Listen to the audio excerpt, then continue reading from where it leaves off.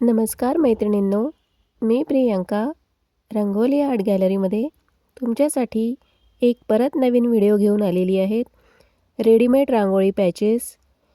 सुरुवातीला बघून तुम्हाला कळलंच असेल की आज आपण कोणते रांगोळी पॅचेस बनवत आहोत. तर आपण आज बनवत आहोत शुभ आणि लाभ रांगोळी पॅचेस. तेव्हा पूर्ण व्हिडिओ बघा.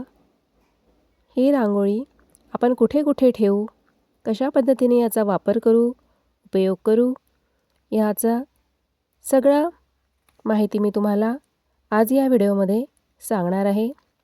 तेव्हा व्हिडिओ पूर्ण बघा आणि नवीन जर असेल तर माझ्या चॅनलला सबस्क्राईब करा.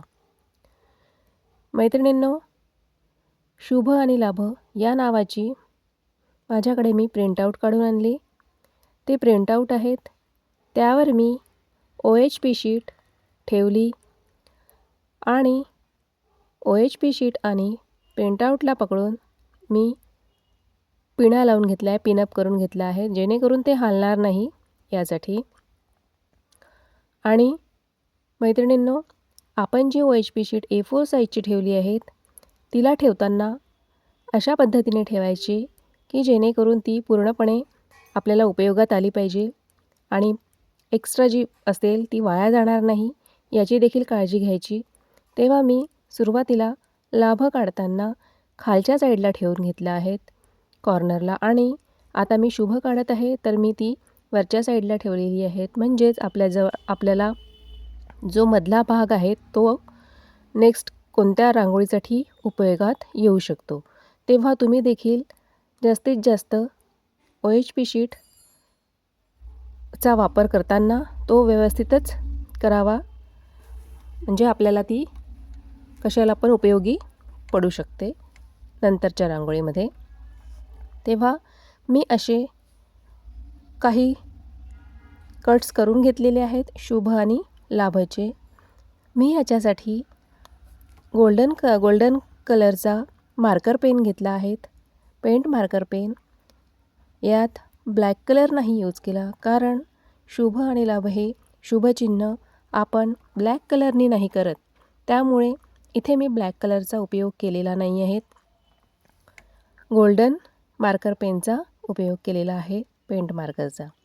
आणि हे सगळे कट्स केल्यानंतर मी यावर एकेका कट्सला घेऊन त्याच्यामध्ये ग्लू लावून घेत आहेत.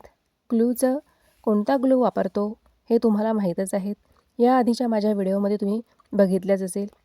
नसेल बघितलं तर नक्की आधीचे व्हिडिओ बघा, तुम्हाला सगळी माहिती मिळेल की मी कोणता ग्लू वापरते आणि किती त्यात पाण्याचं प्रमाण आहे आणि किती ग्लूचं प्रमाण आहे हे देखील मी तुम्हाला सांगितलेलं आहे.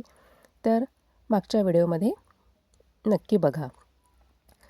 आता शुभला आपण पहिल्यांदा ग्लू लावून घेतल्यानंतर त्याच्यावर एक लेअरमध्ये रेड कलरची रांगोळी टाकलेली आहेत आणि त्या रांगोळीला प्रेस करून घेतल्यानंतर जी एक्स्ट्रा रांगोळी असते ती झटकून घेतलेली आहेत. त्यानंतर सेम लाभसाठी देखील केलेलं आहेत. पहिल्यांदा ग्लू लावल्यानंतर रांगोळी टाकायची, रांगोळी टाकल्यानंतर त्याला प्रेस करून घ्यायचं, प्रेस केल्यानंतर एक्स्ट्रा जी रांगोळी आहे ती झटकून घ्यायची. असं सेम करायचं. आता दुसरी लेअर सुरू झालेली आहे. दुसऱ्या लेअरमध्ये देखील सेम प्रोसिजर आहेत. पहिल्यांदा रांगोळीवर त्या ग्लू लावून घ्यायचं आणि नंतर मग त्याच्यावर रांगोळी टाकून ती झटकून घ्यायची, प्रेस करून झटकून घ्यायची. असं सेम दुसऱ्या लेअरमध्ये देखील आपल्याला करायचं आहे. शुभ आणि लाभ असे दोन आपण बनवलेले आहेत आणि आता वेगवेगळ्या कलरमध्ये बनवलेले आहेत मैत्रिणींनो. रेड कलर, ऑरेंज कलर मी तुम्हाला दाखवतेच, पूर्ण व्हिडिओ बघा. त्यात सगळ्या कलरचे आणि सगळे बॉर्डर असलेले, वेगवेगळ्या कलरची बॉर्डर असलेले मी यात बनवलेले आहेत. तेव्हा सेम आपल्याला ऑरेंजमध्ये देखील करायचं आहे. बघा, आता आपले शुभ आणि लाभ दोन्ही झालेले आहेत. आता लाभला दुसरा लेअर आपण करतो आहेत. शुभ आणि लाभ हे आपण देवाजवळ ठेवतो, तेव्हा आपण याला शुभ प्रतीक मानतो. म्हणजे कोणत्याही कार्यामध्ये जेव्हा कार्य करताना, नवीन काही वस्तू घेताना किंवा आपल्याकडे प्रोग्राम असेल, लग्न असेल, तेव्हा आपण रांगोळीमध्ये दरवाजापुढे शुभ आणि लाभ लिहितो किंवा अंगणामध्ये देखील शुभ आणि लाभ आणि स्वस्तिकचं देखील आपण रांगोळी काढत असतो. तेव्हा ही रांगोळी अतिशय उपयुक्त अशी रांगोळी आहेत, जेणेकरून आपण ही रांगोळ कोणत्याही शुभ कार्यामध्ये ठेवू शकू आणि रोजही देखील आपल्या अंगणामध्ये आपण आपल्या दरवाजामध्ये शुभ लाभ काढत असतो, तेव्हा ही तुम्हाला उपयुक्त आहे. आता बघा, आपण ऑरेंज कलरमध्ये देखील शुभ लाभ असं करून घेतलेलं आहे. सेम जसं रेड शुभ लाभामध्ये केलेलं आहे तसंच ऑरेंजमध्ये देखील केलेले आहेत. बघा, आपले आता हे रेडी झालेले आहेत दोन्ही पॅचेस.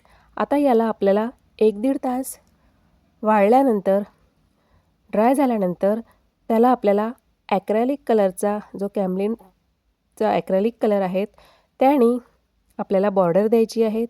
तर मग मी इथे येलो कलरच्या पॅचेसला मी रेड कलरची बॉर्डर देत आहेत, जेणेकरून ऑरेंजवर रेड कलर हा उठून दिसेल, म्हणून मी ऑरेंज कलरच्या पॅचेसला रेड कलरची बॉर्डर देत आहे.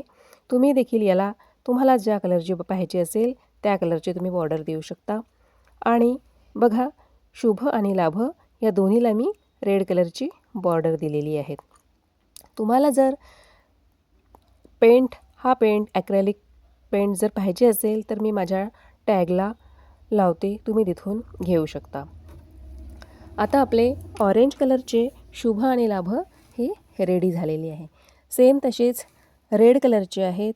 तर आपण रेड कलरला ब्लॅक कलर उठून दिसतो तेव्हा ब्लॅक कलर न करता, कारण हे आपल्याला देवाजवळ ठेवायचे आहे म्हणून ब्लॅक कलर न यूज करता आपण इथे काही याला ब्ल्यू कलर घेतलेला आहे आणि काही याला येल्लो कलर घेतलेला आहे. बघा, तर मी आता माझ्या देवीजवळसुद्धा शुभ लाभ ठेवलेला आहे आणि स्वस्तिक देखील ठेवलेला आहे.